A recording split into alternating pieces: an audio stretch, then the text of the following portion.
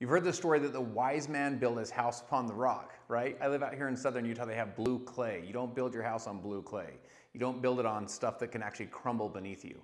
Today we'll discuss the network marketing business model and what makes it inherently unstable, inherently kind of like blue clay. It's like the sands that can erode from underneath you. We'll also discuss the social retail and how you can build your house upon a rock. You can build your house upon a real strong foundation of true end-of-the-line customers, retail customers that are buying your product. So let's start with social retail. So in a traditional social retail business model, let's say that your order is $100, and we'll get to the team side here in a minute, but let's say that you have a team of 12. So this would be like you enrolled, in this example, you enrolled 3 people, they all enrolled 3, so you'd have, 3 would be 4, 5, 6 here, 7, 8, 9, and then down to 12. So you'd have a total of 12 people on your team, 12 here. Well, on your customers are your team. So you could say 0, but it's the way to think about it is this. The 12 people are your consumers because it's this, what's called a self-consumption business model. You start consuming the products yourself, you get some other people to consume the products themselves, they pay a wholesale fee to be a wholesale buyer versus a retail buyer. This is kind of the traditional network marketing business model. And so your team is your customers, or they are your customers. Now, volume, if 12 people are ordering $100, that means your team is generating $1,200 of total orders within this team. If the company has a free product program, that would be whatever that is. That's typically based on, it's based typically on your own customer purchase. So in this example would be 0. And then your income, we're not going to do an income claim, but you're making some money potentially on some fast start bonuses when these people's first order, or a residual commission as these people are repeat purchasing the products. You're receiving an override on that. Typically it's about 5%.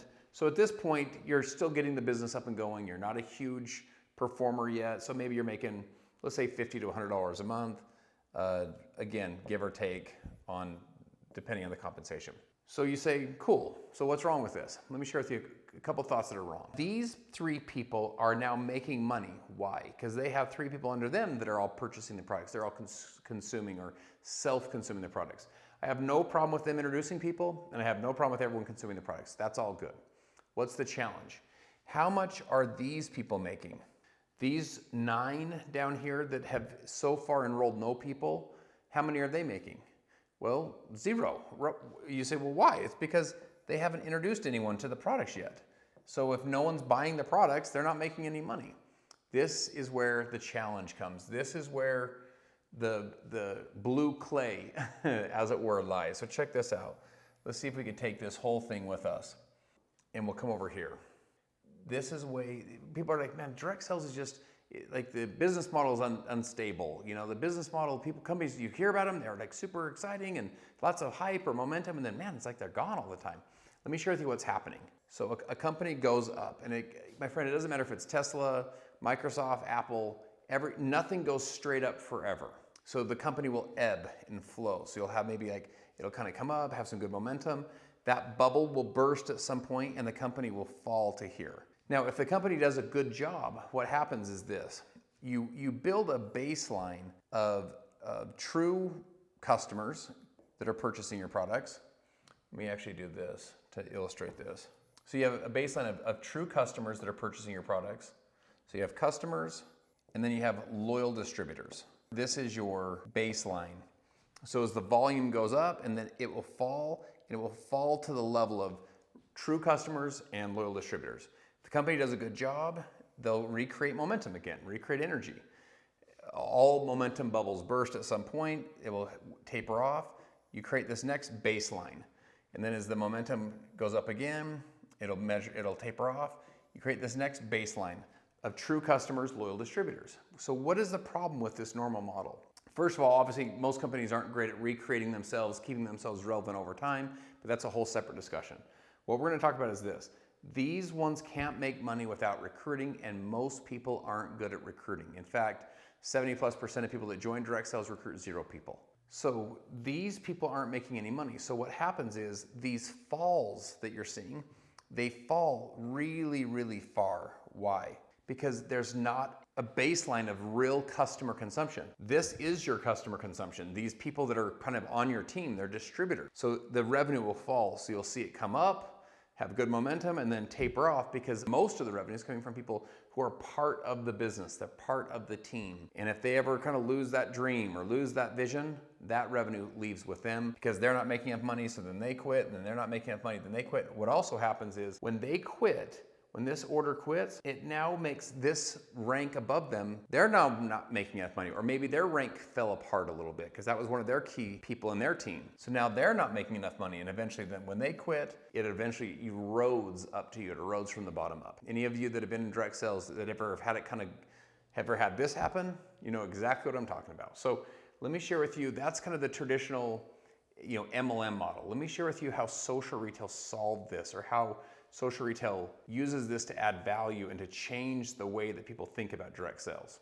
So here's what I'd share with you. Let's say that your order is $100, just like in a traditional direct sales company or network marketing company. This time though, you have 12 people on your team. You have your 1, 2, 3 that they introduced, 6, 9, 12, just like we talked about before. Okay, cool, that's all good.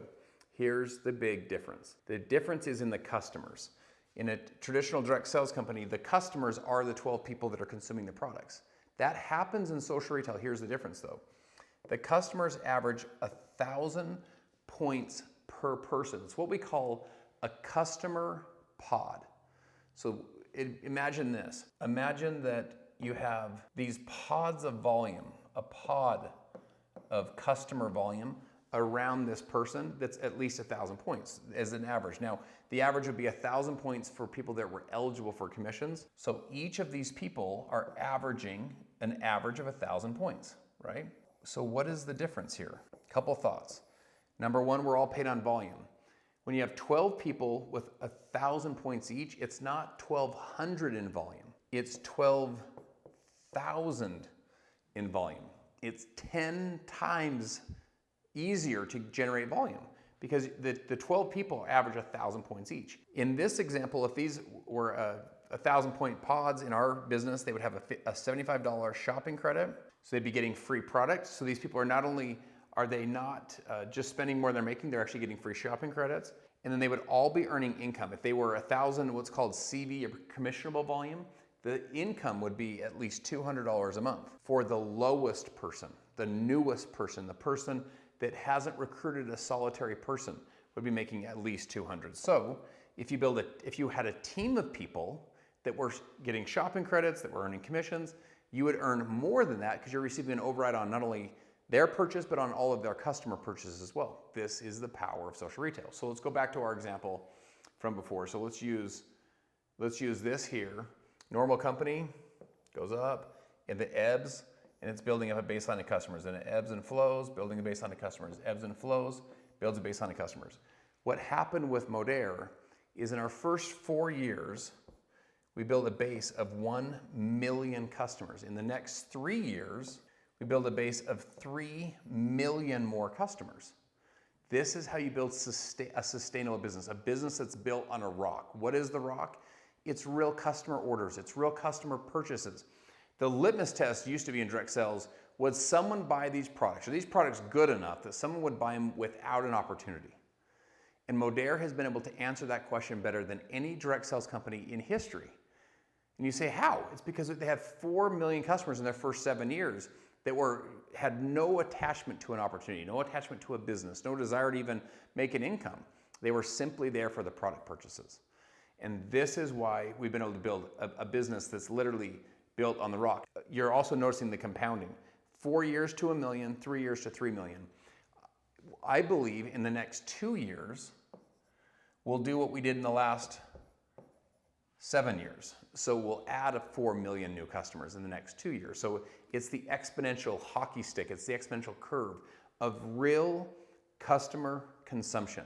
And on this line, what happened is you took a business that looked like this, and you built, in this example, 8 million consumers that our social marketers referred those consumers.